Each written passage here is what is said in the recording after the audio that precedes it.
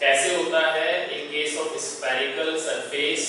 Single spherical surface लिया था हमने, कॉन्वेक्स कॉनकेव दोनों सरफेसेस देखी थी, पर हमने जो रेज ली थी वो रेरर मीडियम से डेंसर मीडियम में जा रही थी। तो आज हम देख लेते हैं किस तरीके से रेज जो है अगर डेंसर मीडियम से रेरर मीडियम में जाएंगी तो क्या उनका नेचर होता है, किस तरीके से हमारे पास में एक्सप्रेशंस आते हैं। तो लेट अस सी नाउ। तो इधर देखिए बच्चों, डेंसर मीडियम से रेरर मीडियम में रेज आ रही है। ये कॉन्वेक्स रिफ्रैक्टिंग सरफेस लिया है हमने, तो इसमें दो रेज की मुझे जरूरत है इमेज बनाने के लिए। जो अप्रोक्सीमेशंस हमने लास्ट लेक्चर में लिए थे, first was that the aperture is very small, so the aperture has to be small. क्यों? क्योंकि मुझे पर एक्सियल रेज चाहिए। सेकंड अप्रोक्सीमेशन है बच्चों कि जो इंसिडेंस एंगल है, रिफ्रैक्टेड एंगल है, अल्फा बीटा गामा जो एंगल्स आ रहे थे वो बहुत छोटे होते हैं, तो हम लोग उनका साइन और tangent of those angles we can neglect it and we can consider the angle itself. That means अगर मुझे साइन आई लेना है तो I will be taking it approximately equal to I.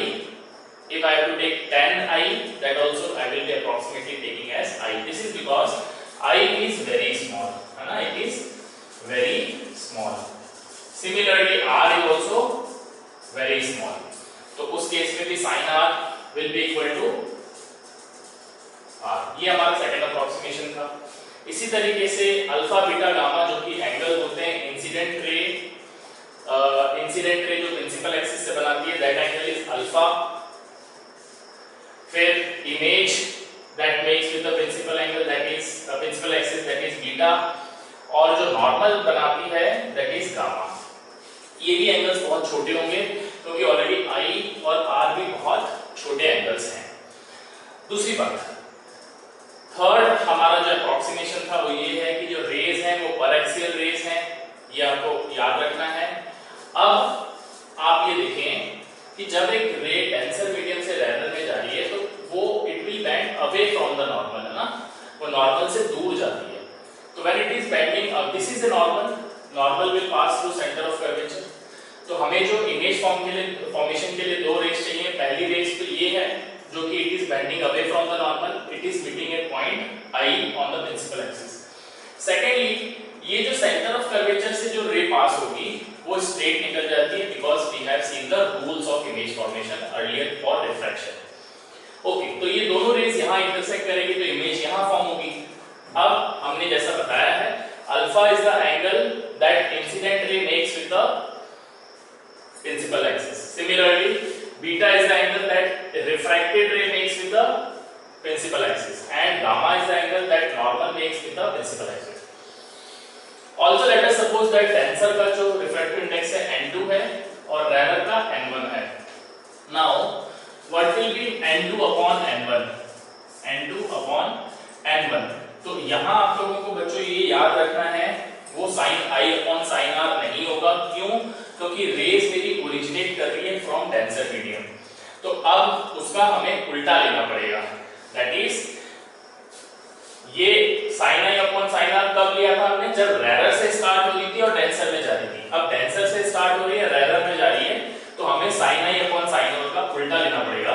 That is sin R upon sin I। Alright, अब आप इधर देखें, let us come to this is angle of incidence जो कि इंसिडेंट रे नॉर्मल के साथ बना रही है। एंगल ऑफ रिफ्रैक्शन क्या होगा? एंगल ऑफ रिफ्रैक्शन नॉर्मल के साथ भी ये जो बना रही है, तो this is angle of refraction. अब I can make it equal to, because we know that sin R जो है R के अप्रोक्सीमेट है, sin I is I because angles are very small, so I can write it here as R upon I। now what is R? R अगर आप triangle लेंगे A, I और C, तो R is exterior angle for gamma and beta, so in place of R I can write gamma plus beta। similarly what is I?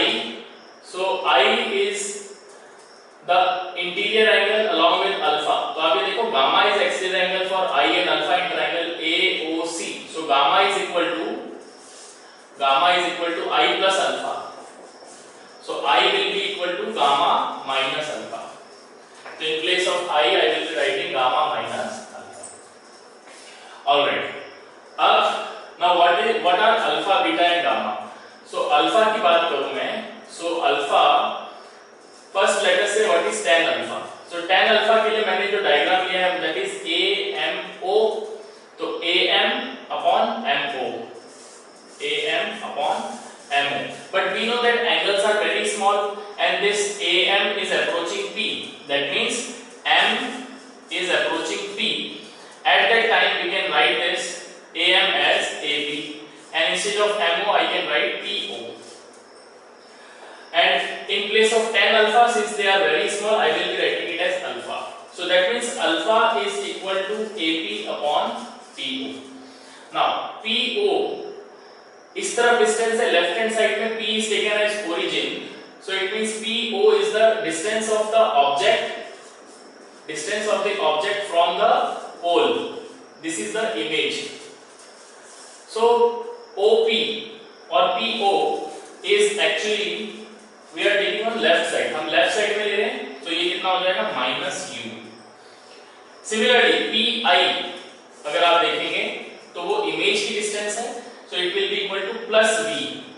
Now what is the distance of radius of curvature? वो भी left side में पड़ रहा है, so PC is equal to minus R.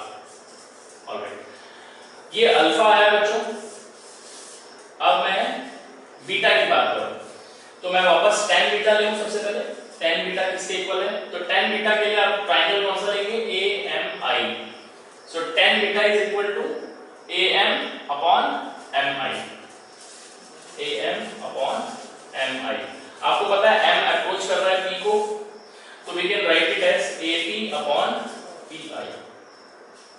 So tan beta की जगह पे मैं क्या लिख सकता हूँ? Beta. That means beta is equal to AP upon PI. अब बच्चों बारी आती है गामा की. So what is gamma? Gamma is equal to tan gamma and tan gamma is equal to what? Tan gamma आप ट्रायंगल लेंगे AMC. So this is equal to AM upon MC. But AM I can write it as AP upon PC. So gamma is equal to AP upon PC. यहां से आपके पास में तीनों आ गए. अब मैं इनमें वैल्यू सब्स्टिट्यूट कर देता हूं इन सब की.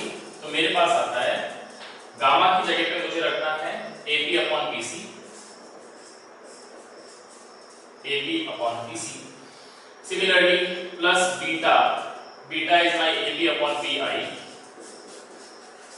divided by gamma AP upon PC minus alpha AP upon PO. तो ये न्यूमरेटर में AP बच्चों कैंसिल हो जाता है. Finally you get 1 upon PC plus 1 upon PI upon 1 upon PC minus 1 upon PO. But PC is equal to what? Minus R. तो ये वाली वैल्यू मैं सब्स्टिट्यूट कर रहा हूँ. ये वैल्यूज आपको जो दिख रही हैं, ये वैल्यूज मुझे सब्स्टिट्यूट करनी है इनमें. So 1 upon minus R plus 1 upon B upon 1 upon minus R minus 1 upon minus U. This is equal to N2 upon N1.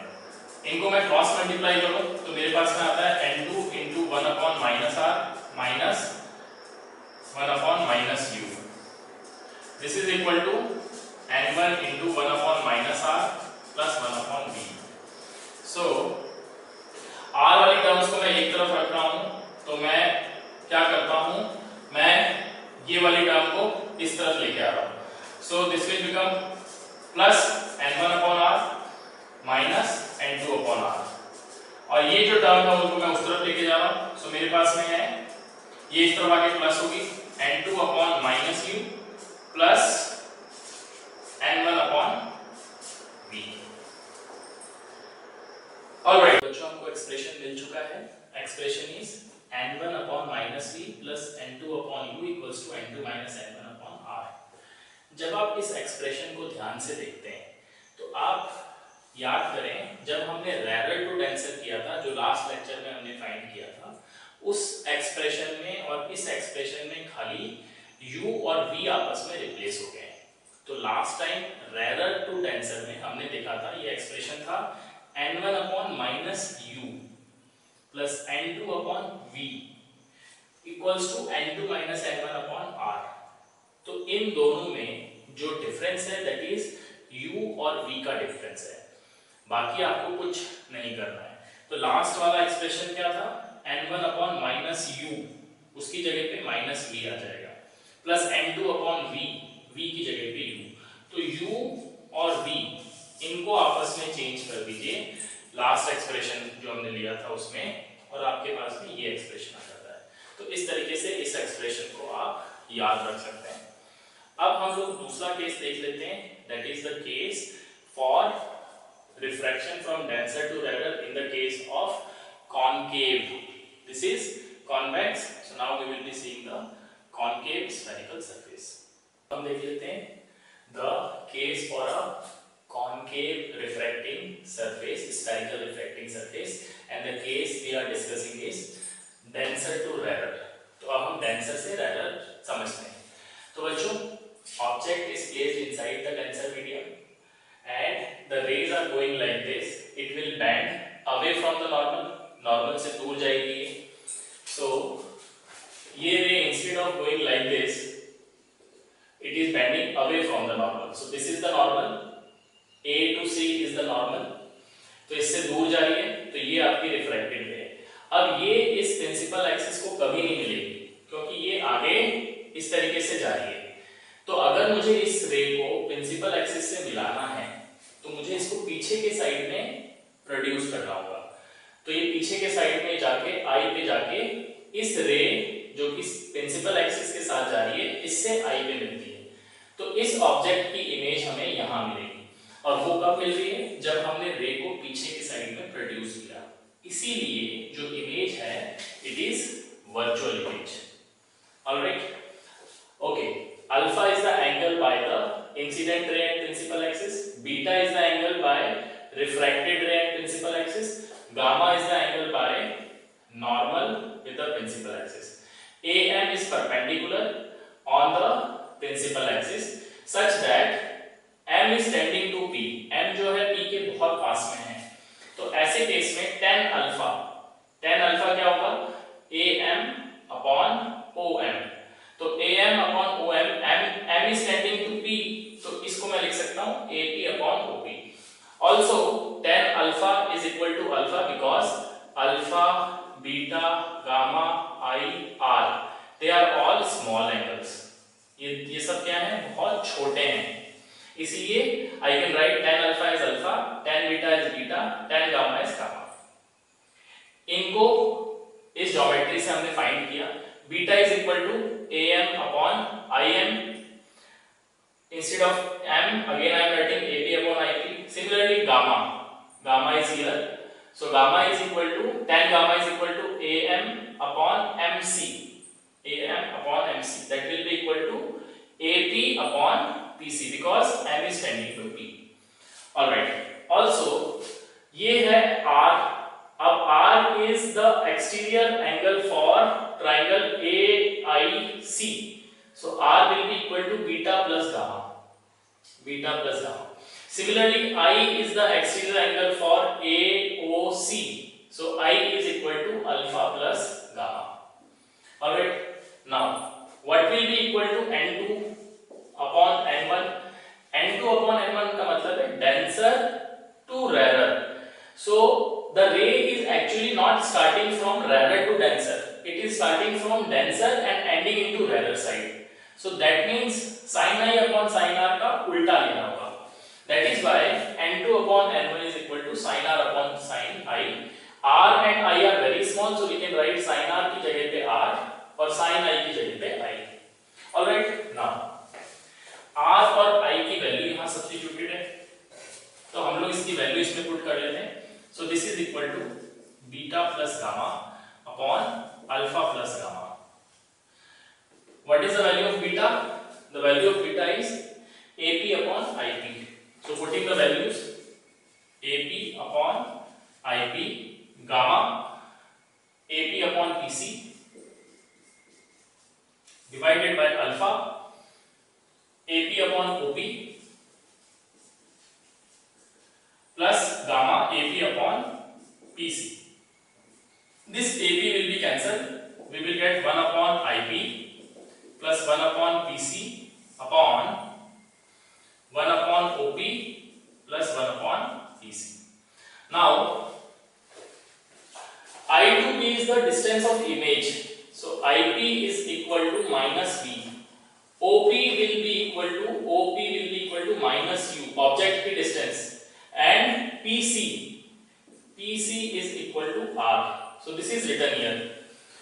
So putting these value into this, I will get 1 upon minus V plus 1 upon R divided by 1 upon OP minus U, 1 upon minus U plus 1 upon R. This is equal to N2 upon N1. Cross multiply.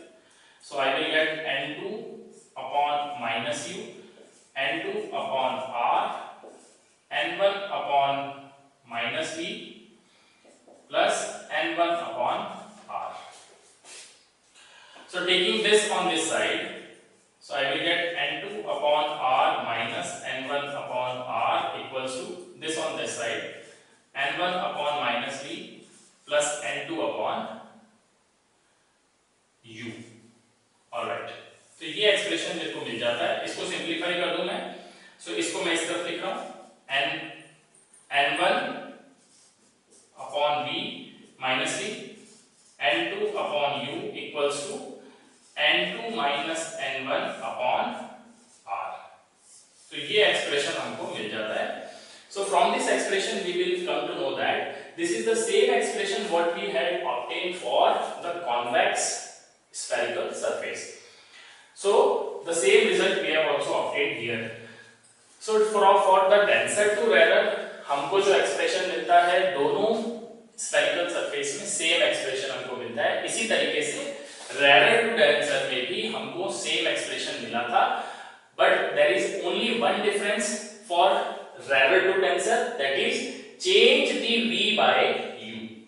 तो in this same formula, ये same formula use करो और उसमें आप rarer to denser use करना है तो V की जगह पे U लिख दो, बाकी the formula is same.